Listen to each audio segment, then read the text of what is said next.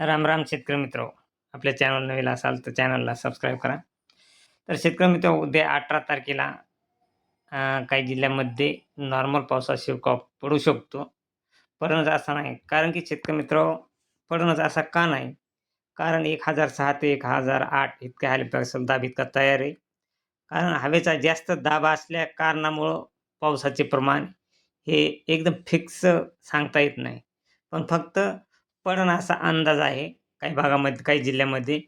तर उद्या 18 तारखेला बीडचा काही भाग, तसेच लातूर, उदगीर, परभणीचा काही भाग आणि नांदेड या जिल्ह्यामध्ये उद्या 18 तारखेला पडण्याची शक्यता आहे.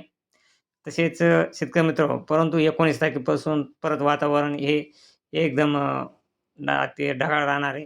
परंतु पावसाचा कसलाच अंदाज नाही.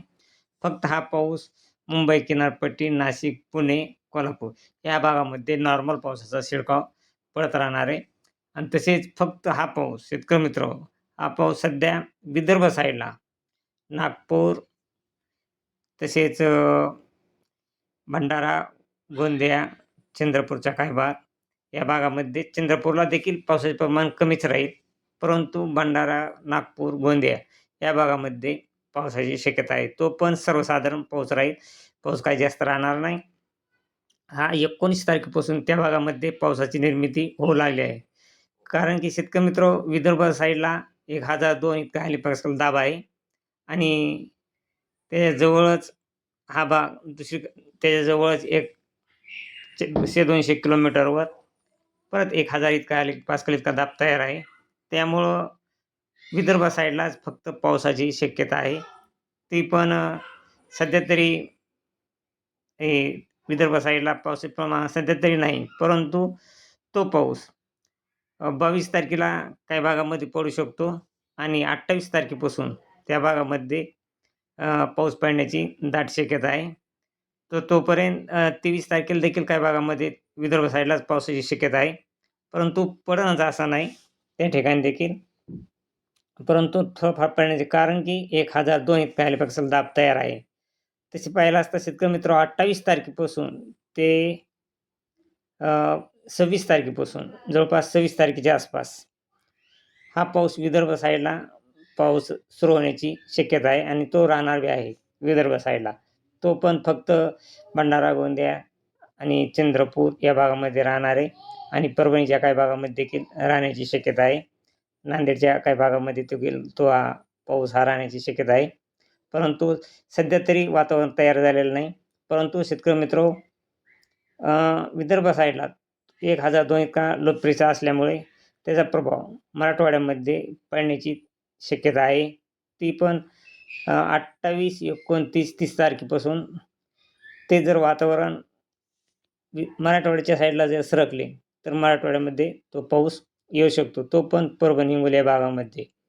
तसेच 28, 29 तारखेला विदर्भ साईडला अकोला, अमरावती, नागपूर, तसेच भंडारा, गोंदिया या भागामध्ये चांगला पाऊस सुरू होण्याची शक्यता आहे. परंतु तो पाऊस 28 आणि 29 तसेच 30 ऑगस्ट या दरम्यान पाऊस पडू शकतो.